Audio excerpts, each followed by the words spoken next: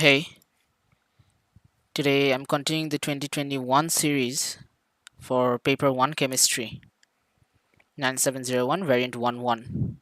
This is the May June series, May June 2021, paper 1 variant 11. So I'm just going to be solving question 1 to 30.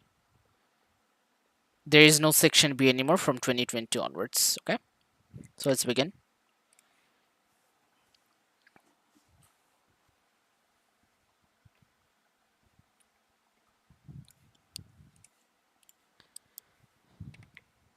So for question number 1, which contains the largest number of hydrogen atoms?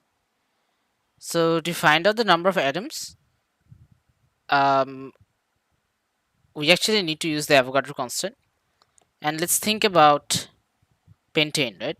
What's the molecular formula of pentane? It's C5H12.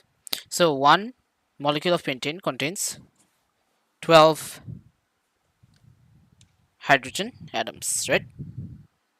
One molecule of pentane contains 12 hydrogen atoms. Now, if we want to find out the moles of hydrogen atoms, it's going to be 12 into 0.1, which is 1.2 moles. Okay? So that's 1.2 into 6.02 into 10 power 23, the Avogadro constant. That's going to be the same for all the ones. So it's 1.2 into Avogadro constant. What about number 2? In butane, the molecular formula is C4H8. So there are 8 hydrogen atoms in one molecule. So it's going to be 8 into 0.2, which gives us 1.6 moles into Avogadro constant. What about 1 mole of hydrogen molecules? So one hydrogen molecule is H2. So each hydrogen molecule has 2 hydrogen atoms. So it's actually 2 into 1 or 2 moles, right? Into Avogadro constant. And for D, we have 1 mole of hydrogen atoms. So clearly, the answer is going to be C. The answer is clearly C because it's 2 moles. That's the highest. In which pair of species do both species have one unpaired p electron? Let's start with number 1. The answer is C. I already have it marked. Ar plus and C minus. So Ar is argon. If you look at argon, it's actually a noble gas, right? So for argon, we have, this is the periodic table actually. It's 1s2, 2s2, 2p6, 3s2, and 3p6. So if you take out one electron, it's going to be 3p5. Okay, so for argon, it's 1s2, 2s2, 2p6, 3s2, 3p5. So it does have one unpaired electron, that's true. What about C minus? For carbon, it has 6 protons, right? So it's 1s2, 2s2, 2p2. For C minus, it's going to be 1s2, 2s2, 2p3. There's one extra electron. For C minus, it becomes 1s2, 2s2, 2p3. So there are actually 3 unpaired electrons, which is why this doesn't make sense. If it was C plus, it would be 2p1. Then it would be a valid answer. For part B, we have boron and titanium plus. So what's the configuration for boron? For boron, it's an element on the third group, right?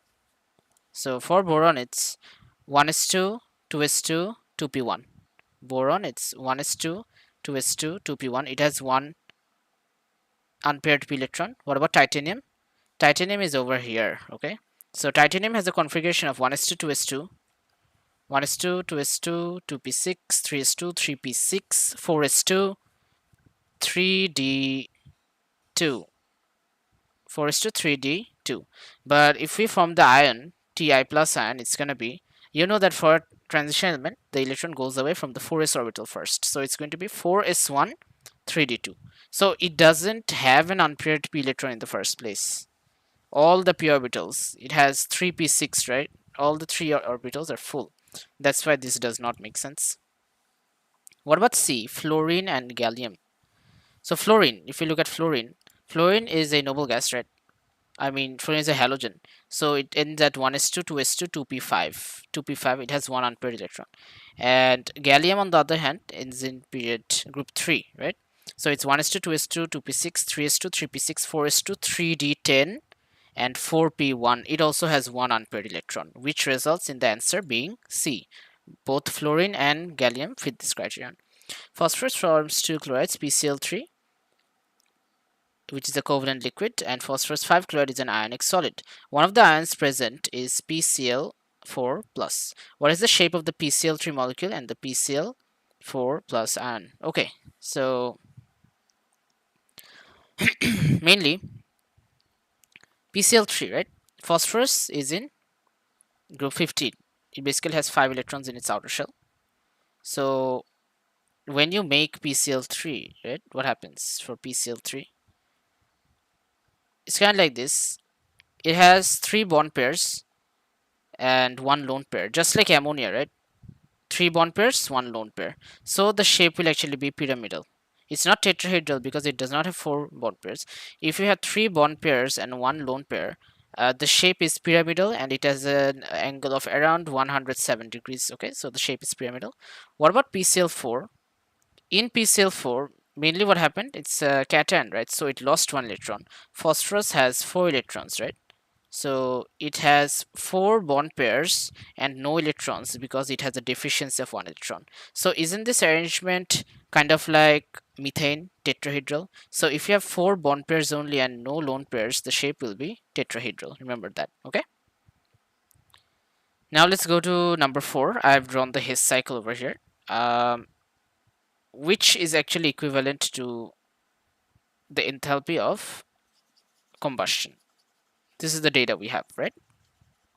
So remember, you're given the enthalpy of formation of methane and the enthalpy of combustion of carbon and the combustion of hydrogen.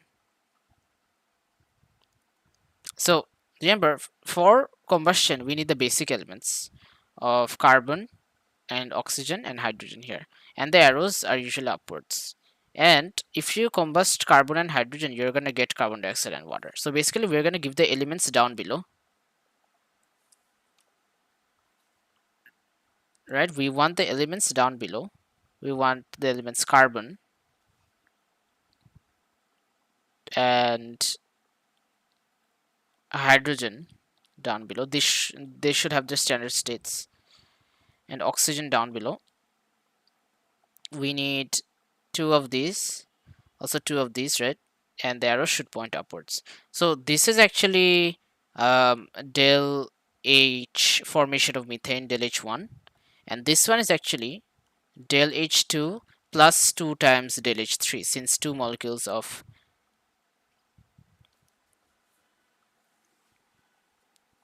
hydrogen, right?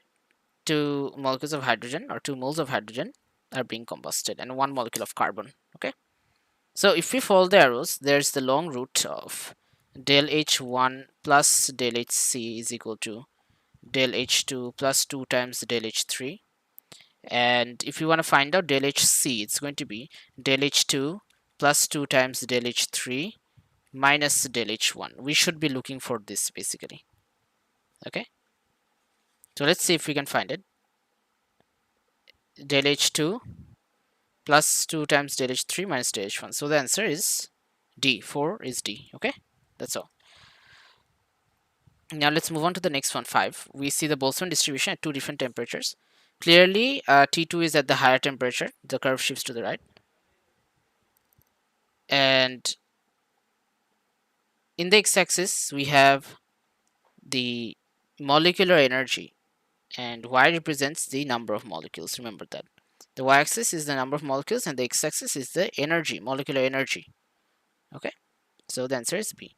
What is the minimum mass of oxygen required to ensure complete combustion of 12 dm cube of propane? So propane is C3H8. So we have C3H8 plus 5O2. We are balancing the equation. We are getting 3CO2 plus 4H2O. So we have 12 dm cube of this. Okay, so to convert volume to moles, we need to divide by 24 dm cube. We're going to get 0.5 moles. And if you look at the molar ratio, we want the mass of oxygen, right? The molar ratio is 1:5 for oxygen and propane. So it should be 5 times the value. 5 into 0.5 is 2.5 moles. Now, if you want to find out the mass, it's mass equals to moles into mR. So the mR is 32. So 32 into 2.5 is 80. That's how we get 80 grams. Now, for 7, why is the first ionization energy of oxygen less than that of nitrogen? So hear me out. It's like this. For period 2, we have lithium, beryllium. There's a dip in boron, carbon, nitrogen. Then there's a dip again, and then fluorine and neon, right? So there's a dip, and nitrogen has a higher first ionization energy. Why is that? Because for lithium, beryllium, it's 2s2. For boron, it's 2p1. Carbon, it's 2p2. Nitrogen, it's actually ends at 2p3. And for oxygen, it's actually 2p4. So what happens in oxygen actually? One electron, one orbital becomes filled with two electrons. So this spin pair repulsion actually overweights the increased attraction. That's the logic. So the oxygen atom has a pair of electrons in one p orbital that repel another. Spin pair repulsion occurs. Which gas would behave most like an ideal gas? Remember, it's the noble gases, helium. Okay, and if you have multiple noble gases, it will be the one with least number of electrons. And ammonia would be the worst one. It would be the most real because it has hydrogen bonding. Now let's go to number 9, how to solve this. When hydrogen iodide is reacted with concentrated sulfuric acid, several reactions occur, which sure gives a change in oxidation number of iodine. So iodine goes from -1 to 0, and sulfur goes from, this is -8. Okay, this is +2, so sulfur is +6. So it goes from +6 to, if you go to H2S, it's +2 over here, -6. It goes from +6 to -6. Sorry.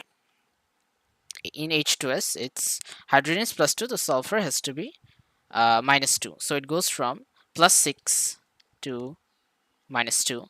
And for iodine, it goes from -1 to 0. So what's the change in oxidation number of iodine? -1 to 0, it actually gained the oxidation number of +1. And for sulfur, it lost oxidation number from +6 to -2 of -8. That's why the answer is D. 9 is D. Moving on to 10, the diagram represents the Haber process for the manufacture of ammonia. Mainly, we require 450 degrees Celsius, 200 atm pressure, and iron catalyst. So, what is the purpose of the heat exchanger? Mainly, A and B are eliminated.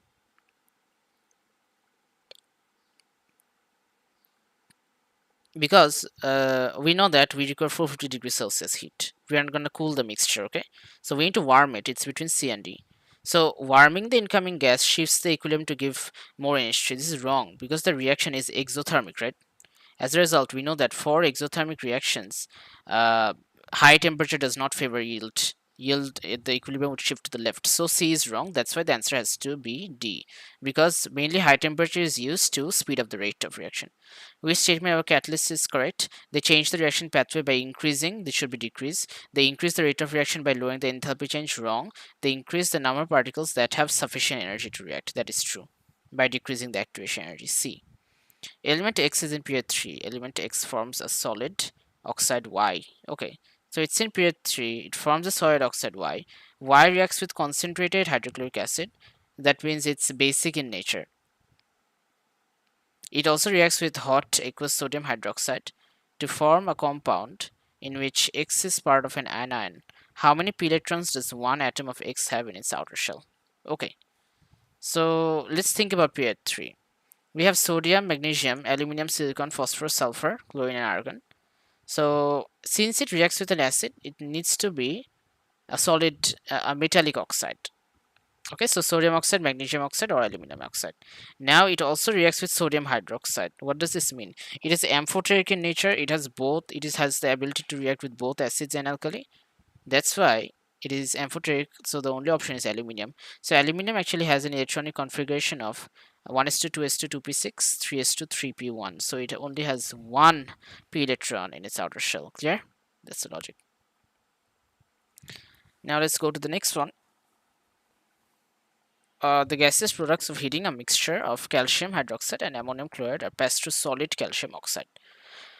So um, this is acidic, this is the base.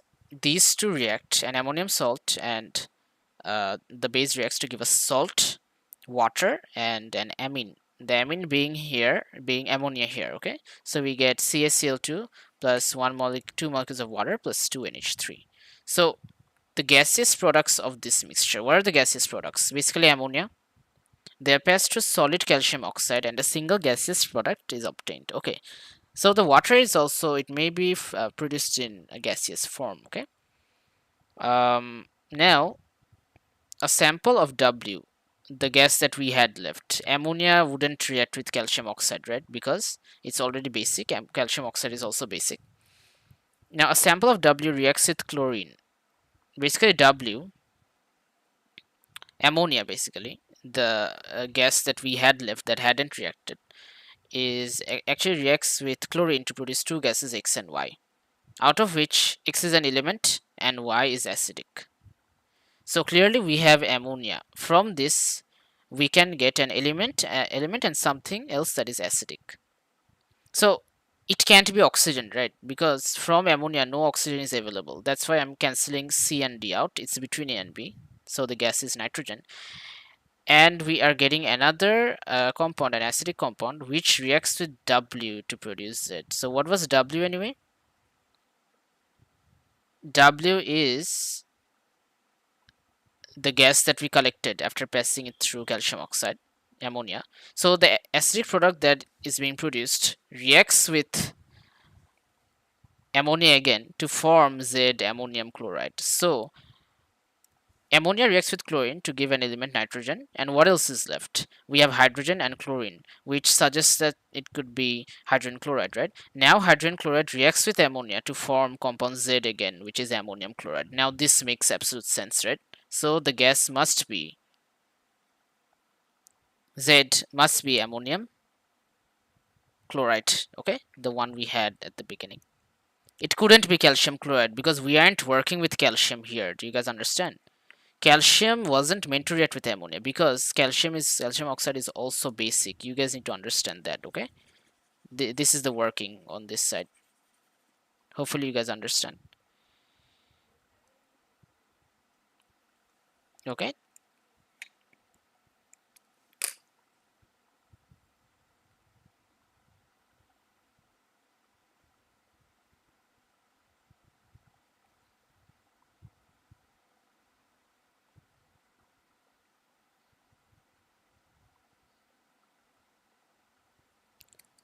Q is a mixture of group 2 oxide and group 2 sulfate. Okay. Calcium, magnesium, calcium, strontium, barium. Q contains equal amounts of two compounds. It is shaken with water and the resulting mixture is filtered. A solid residue is obtained. There is no reaction when the solid residue is shaken with HCl. Shaking the filtrate with H2SO4 produces a white precipitate. Okay, I'm going to tell you the logic. So we have an oxide and sulfate. Let's start with A, barium oxide and barium sulfate. So mainly when you react it with water, when you dissolve it in water, barium sulfate is a precipitate, right? So it will be stuck in the filter paper. But barium hydroxide is soluble in water. That's why it passes through. Now, barium sulfate is not basic in nature. When you react it, when the residue is reacted with HCl, no reaction occurs. Get it? So the residue, barium sulfate, does not react with HCl. This fits the criteria. And the filtrate, BaOH2, when you react it with H2SO4, you are going to get a white precipitate. So A makes absolute sense. What about B? Why does it not make sense? Because then we would get no residue. Magnesium sulfate would also pass through the container, the filter paper, okay? It is soluble. What about C? Magnesium hydroxide and barium sulfate would both be stuck in the filter paper, sorry. No one would pass straight through. And for D, it's wrong because it's the other way around. Magnesium hydroxide would be stuck as residue and magnesium sulfate would pass through, and magnesium hydroxide would actually react with HCl. So the statement that there is no reaction doesn't make sense. For 15, which substance will not be a product of thermal decomposition of hydrated magnesium nitrate? So if we break down magnesium nitrate, hydrated magnesium nitrate. Typically, when we break down a nitrate, what do we get? Magnesium, nitrogen dioxide, right? Magnesium, nitrogen dioxide, and water, and oxygen. I mean, magnesium, nitrogen dioxide, the brown gas, and oxygen. But since this is hydrated, we are also going to get some steam. So we're gonna get steam, we're gonna get oxygen, we're also gonna get magnesium oxide. Okay, we are getting magnesium oxide, some nitrogen dioxide gas, some oxygen, and some steam. So we get nitrogen dioxide, which is NO2. We do not get dinitrogen monoxide. N2O is not a product. That's why the answer is A. Hopefully that makes sense, right? Moving on, let's do this. For 16, we have a 5 centimeter cube sample of 0.05 mole per unit cube sodium chloride. It's mixed with potassium iodide, same volume and concentration. Then 10 centimeter cube of acidified silver nitrate is added, followed by concentrated ammonia solution. So I'm going to teach you the basics, what's actually happening. We add NaCl with potassium iodide, okay? Now the logic is, we have both iodide and chloride samples. Now we add silver nitrate. We add AgNO3. So there's enough to react with both, because 5 cm cube will react with 5 cm cube of this, extra 5 cm cube will react with this, because we have 5 cm cube and same concentration of each. So for silver chloride, we get a white precipitate. For silver iodide, we get a yellow PPT. Now here's the thing, we have both in the same solution, so it's not going to be dark yellow. The white will combine with yellow to give a certain lighter yellowish color. We have a light yellow color. Now if you add concentrated ammonia, what's going to happen? This white precipitate will dissolve, it will turn colorless, but this nothing will happen to this yellow precipitate. Now the light yellow color will turn into a deep yellow precipitate. So the answer for 16 should be C, okay? Now moving on, the volatility of group 70 elements decreases down the group. What is responsible for this? Why does it become less volatile? Why does boiling point increase? Mainly because of increased van der Waals forces, dispersion forces due to increased number of electrons. That's why 17 should be D. Acid rain is a direct solution of sulfuric acid. Which pollutant also contributes to the formation of acid rain? The answer should be nitrogen dioxide. How? It acts as a homogeneous catalyst. NO2 reacts with SO2 to form NO plus SO3. Now NO reacts with oxygen to regenerate NO2 again. So it helps in this conversion. SO3 can react with water to form H2SO4. These are the basics. Okay. And what else?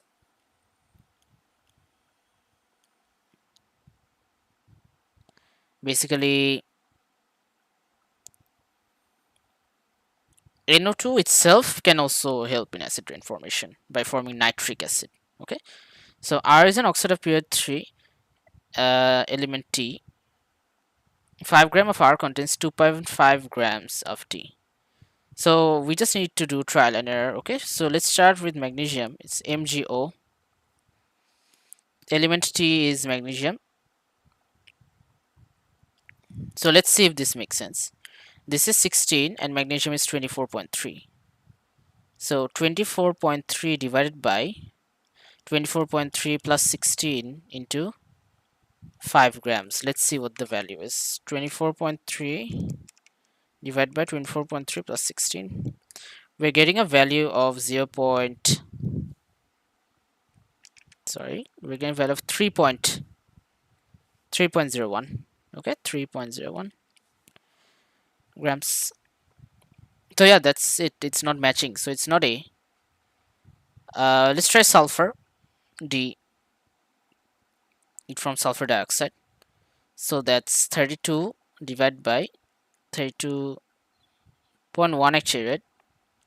For sulfur, is it 32.1? It's 32.1. Wait, yeah. 32.1 divided by 32.1 plus 32 into 5. That gives us a value of 2.5. So this is what I want to teach you. For typically, like for trial and error sums, there's a high chance it's gonna be D. So try that first. B and C won't match. For aluminium, it was gonna be Al2O3. For silicon, it was gonna be SiO2. Okay, so it matches with sulfur dioxide. For 20, bromethane reacts with cyanide ions, producing propane nitrile. Which statement of the SN2 mechanism is correct? So SN2 is for primary halogen alkenes. So bromoethane works, and we're getting propane nitrile, CH3 CH2 CN. So basically the nucleophile is the cyanide anion. The lone pair on carbon, yeah, basically you need to remember that the lone pair is on carbon, not nitrogen. The lone pair on carbon attacks the carbon of the CBr bond, okay, because in SN2 we don't get a carbocation. Okay, this is for SN1, we don't get a carbocation. The reaction is basically like this. We have this compound, right? So basically this nucleophile attacks this carbon over here. So the answer is A. Which compound would produce two different carboxy acids when treated with hot concentrated esterified KMnO4? Basically A is not an answer because it produces a carboxy acid here, it produces a ketone here, so it's wrong. So this looks good. B actually looks good.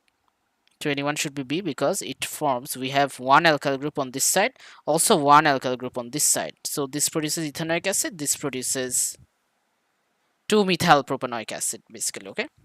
And the problem with D is we get the same carboxy acid on either side, and the problem with C is we get one compound only, not two.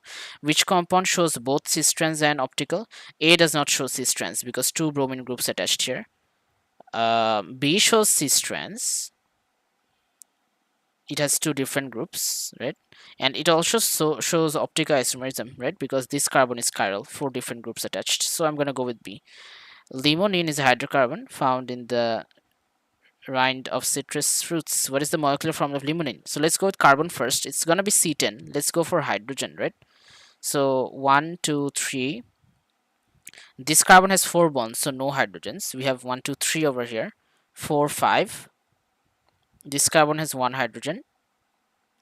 6, 7, 8, 9, 10. This carbon has 1 hand free, so it's gonna be 11. This carbon has no hands free. All 4 are occupied. So after 11, 12, 13, 14, and we have 15, 16. Okay, 15, 16. So it's C10 and it's 16, 23C. The compound cetyl palmitate is a waxy solid. Cetyl palmitate is heated under reflux with an excess of aqueous sodium hydroxide. So it's an ester basically. Now we're gonna get two parts. This is the acid part. So if you hydrolyze with an alkali, we're gonna get a salt. Okay, so we're gonna do the salt part. It's going to be C15H31COO minus Na plus. So this is wrong, and the alcohol is going to be C16H33, and we're gonna get an OH component from there. So 24 should be D because this part is not going to, the right side is not going to form a salt. The left side is the carboxylic acid, and remember that always. Okay, now 25 is a bit tricky. It's a bit complicated. It's not that easy. When an organic compound is oxidized, any oxygen atom gained by the organic molecule is considered to be from a water molecule also producing 2H plus 2E. Any hydrogen atom lost may be considered to be lost as a proton and an electron. These changes can be represented by the following two equations. Gain of hydrogen, oxidation; loss of hydrogen, reduction. Compound X is oxidized by heating under reflux with hot potassium dichromate for 1 hour. The half equation for the reaction is shown. So dichromate is reduced to form chromium 3 ions. Under these conditions, one molecule of potassium dichromate oxidizes 3 moles of X. What could be X? Okay, let's check this out. Come on. So mainly let's start with A. Look at propanol. If you oxidize propanol, what are we gonna get? We are gonna get propanoic acid, CH3CH2COH. So what's the difference between these two molecular formulas? One oxygen. So we need one nascent oxygen. and for 1 molecule of oxygen, we are basically losing 2 molecules of protons and 2 molecules of electrons. Clear? So for each propanol molecule, right, we actually lose 2 moles of electrons, and for each dichromate, it's gaining 6 moles of electrons. So if you want to find out the molar ratio, your main goal is to balance the number of electrons. It's 6 over here and it's 2 electrons over here. How are you going to balance this? You need to multiply this by 3, right? Because 6 divided by 2 is actually equal to 3. So 1 molecule of dichromate will actually react with 3 moles of X, this compound, right? That is why the answer is in fact A, propanol. Now I can tell you why the others are wrong, because check it out. If it was propan-1-ol, look, to balance the equation, it's going to turn into propanoic acid. You need 2 nascent oxygen, or else the water side won't match. The hydrogen number won't match because you're losing hydrogen here, right? You're gaining 1 oxygen, yeah, but you're losing hydrogen. That has to be balanced as a water molecule. So that's why you need 2 nascent oxygen, and 2 nascent oxygen actually equals to 4 uh, electrons. So 6 by 4 is 1.5. 1 mole of dichromate would react with 1.5 moles of, you know, propan-1-ol. And the others won't match as well. Check this out. Propan-1,2-diol, CH3CHOH, CH2H. This requires more because it's turning into CH3CO, COH. This requires more, guys. It requires a lot of oxygen. This would be a 1:1 ratio, to be honest. So it's not right. That's why the answer is A. Compound X has an empirical formula. It has an infrared spectrum. So this is how I view it. Peak at 1700. So I need a carbonyl, and I do not have hydrogen bonding. Okay, no hydrogen bonding because no broad peak. Okay, so I'm gonna exclude C. Wait, I'm going to exclude C because it had hydrogen bonding. I'm also going to exclude D because it had hydrogen bonding. It's between B and A. Now it's totally up to the molecular formula. So this has a molecular formula of CH3, COO, CH2, CH3. So that's C3, I mean C4, H678, H8O2. If you look at the empirical formula C2H4O, does that match? Yes, that's why our answer is A. I won't even bother looking at B. How many moles of hydrogen are evolved when an excess of sodium metal is reacted with 1 mole of citric acid? Sodium metal reacts with the alcohol, the carboxylic acids as well. So there are 3 carboxylic acid groups and 1 alcohol group. Each group releases 1 hydrogen atom. 1 hydrogen atom, 1, 1. So in total we have 4 hydrogen atoms, or 2 hydrogen molecules. That's why the answer is 27 is C. Understood? Moving on to 28, which statement is correct for the reaction of carbonyl with HCN? This is nucleophilic addition reaction. Basically, we need HCN reagent with the carbonyl, and we need a catalyst of KCN or NaCN to provide the nucleophile. So this is not nucleophilic substitution. It is also not condensation. The reaction is catalyzed by H2SO4. No, it should be KCN. The answer should be A. Why? Pentan 2 on CH3, CO, CH2, CH2, CH3. When it reacts with HCN, it gives a chiral product. Is that true? In fact, it is. We get a chiral carbon over here. Answer B. The table describes the 4 reactions of propane. Which reaction is correct? Aqueous bromine with CH2, CH, CH3. It should be 1,2-dibromopropane. So it is wrong. Cold KMNO4. 1,3-diol, that's not possible. They need to be added to adjacent carbons. It should have been 1,2, propane 1,2-diol. So B is also wrong. Now for C, hydrogen chloride, 2-chloropropane. Okay, this works. CH3, CHCl, CH3. 2 or 1-chloropropane works. And for steam, is this wrong?